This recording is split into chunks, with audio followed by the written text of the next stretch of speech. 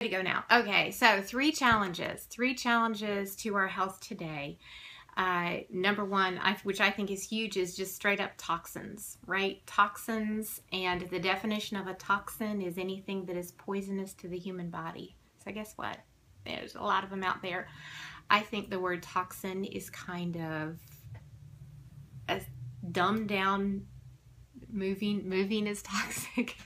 Yeah. I think the word toxin makes it sound a little better than it is, but when you say poison, okay, poison is bad, and toxins are poisons to our body.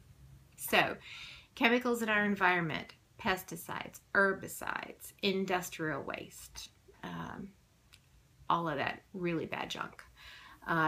Chemicals in our home, our cleaners, the electromagnetic radiation that right behind me is my wireless router thing is putting out. Our own personal body care products. As a matter of fact, I'm going to show you some of the graphics I used for my class. But this is a graphic showing some of our personal care products and the numbers of chemicals in each of them. If y'all can see that. You can see blush, it looks like 16, lipstick 33, eyeshadow 26. It's hard because I'm reading backward. But anyhow, our shampoo, our lotions, you know, there's so many hormone disruptors and carcinogens in what we put on our bodies, and we do it voluntarily, which is really awful. So a second big topic of consideration for today's world is our food. And again, it's because the pesticides and herbicides in our food that we are taking that into our bodies. Dear sweet friend of mine just a couple days ago was telling me about a friend of hers that does work with dead bodies. What's it called? She used the word mortician. She goes, no, they don't call them morticians anymore. But anyhow, the funeral director kind of people that, you know, back in the day, they used to have to embalm rather quickly because the body would start to decompose. Well, it's not the case anymore. It happens to be that we are so full of preservatives by what we're putting in our bodies that we don't break down near as quickly. And that's just a little scary because they know that stuff is bad for us. So we are all absorbing a whole lot of it every day. Another thing in our food would be the artificial ingredients in our food. The GMO treated food, especially the food that's been treated with Roundup, which is called glyphosate, is bad. And our bodies are also absorbing all of that. I've got this. Monosodium glutamate, all of the artificial colors. I can't even pronounce some of these things. Look at this, y'all. Just in some of the typical foods. Here's some of our preservatives that we're eating. And if you look at a lot of these, this is stuff that's so quick and easy and that we tend to give to our children. You know, the little fish cheese crackers and the little Fruit Loops. And okay, so we're getting it in our food. The hybridized wheat is causing a lot of trouble with our bodies as far as gluten goes. So we have an issue with food. We have an issue with toxins in our environment as a whole. And I think really a lot of this is created in an effort to make things better. Like, oh, if we use these herbicides, the weeds won't be so bad and we'll be able to grow more food. Oh, thank you for the hearts. Or let's kill these bugs because they're eating good food that people can, hey, Miss B, we're eating food that people need and people are starving. And so we're going to spray pesticides. We're going to use herbicides. We're going to make things better, but it's ended up making things worse. Using the chemicals in the foods and the, thank you for the hearts, the things to preserve the food, well, let's make them better because we don't want them to rot quickly. People spend a lot of money and we can make it last on the shelf a long time. Well, it's actually made it worse. So our efforts to make things good have not turned out too well for us. So the third category that I see as a real challenge for us today is drugs. Many of them are chemically based. Many of them are just made with synthetics, artificial ingredients, and the basic premise of a drug is that it kind of blocks your body's response or confuses your body into thinking that it's not, for example, having an allergic response. So it will block the natural response your body has to that allergen, confuse the body, and down the road cause even more issues, because our body is not meant to be confused. It's designed to really heal itself. And down the road, we end up needing different types of drugs to counteract the drugs that we took. Many people die every week from using prescription or, hey Michelle, good to see you, or just over-the-counter medications correctly. 5,000 people a week die. So that's a lot of people. And one thing I'm learning is that more and more there are drugs that they have said in the past were safe.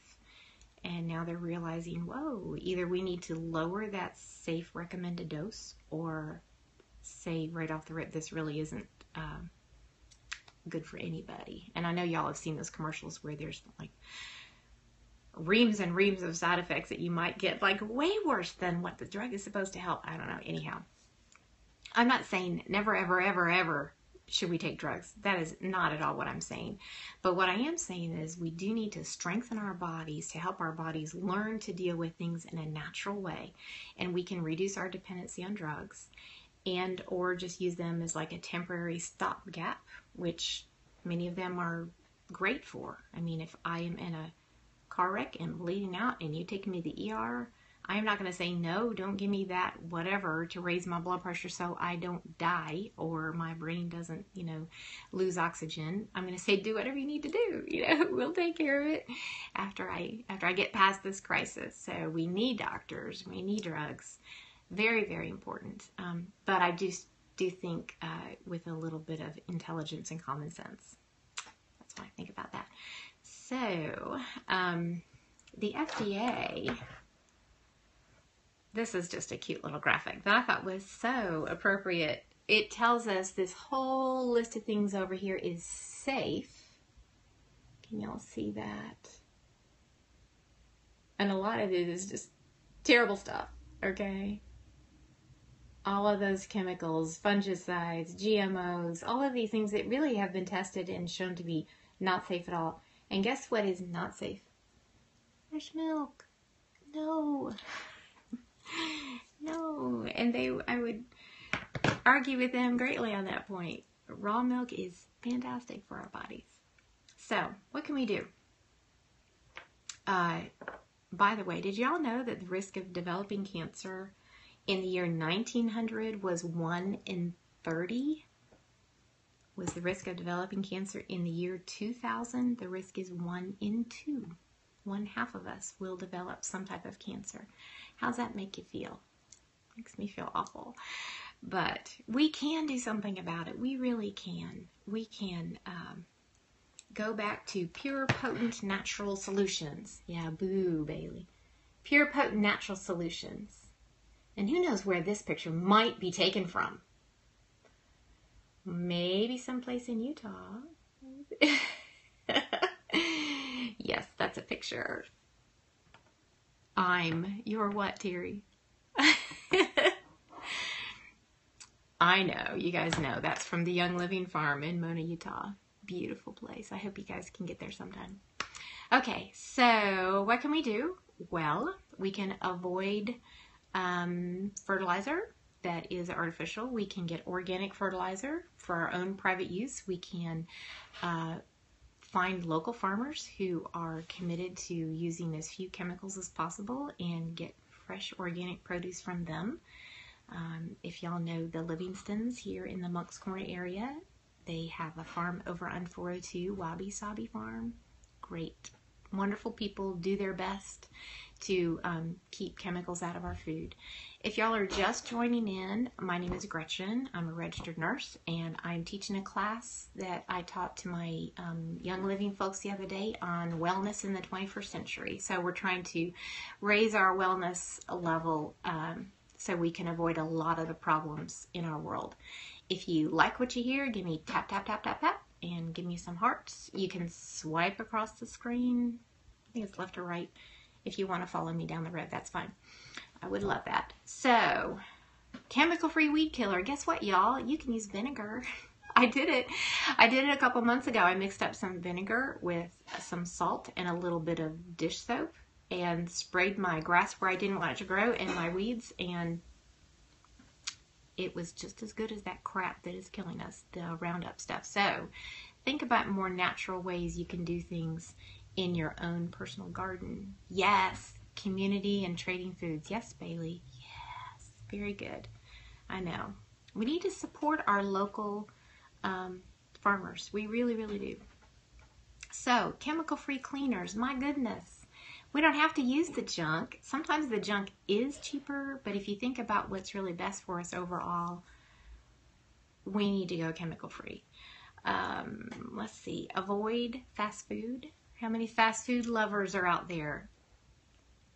Fast food is bad for you. You know that. You know it's bad for you. Somebody was just talking about, they did this experiment with their kids and they took like a breakfast biscuit, maybe a sausage biscuit or something, put it in a box and set it away. Yes, yuck.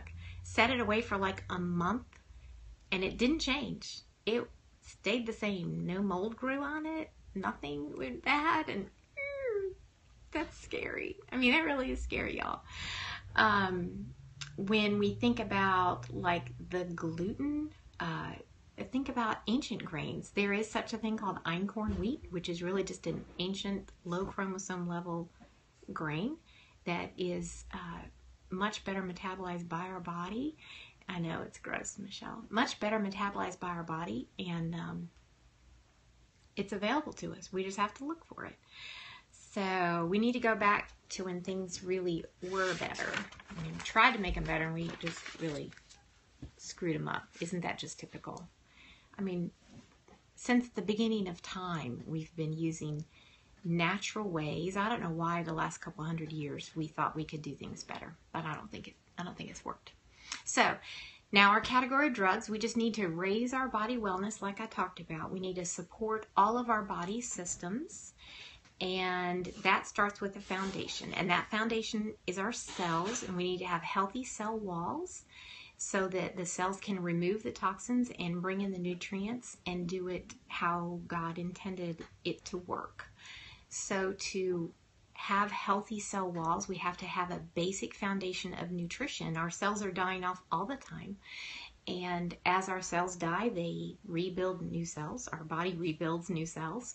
And it's going to build those cell walls from whatever we give it, whatever nutrition our body, whatever condition our body is in. And we need strong, healthy cell walls to have a strong, healthy body.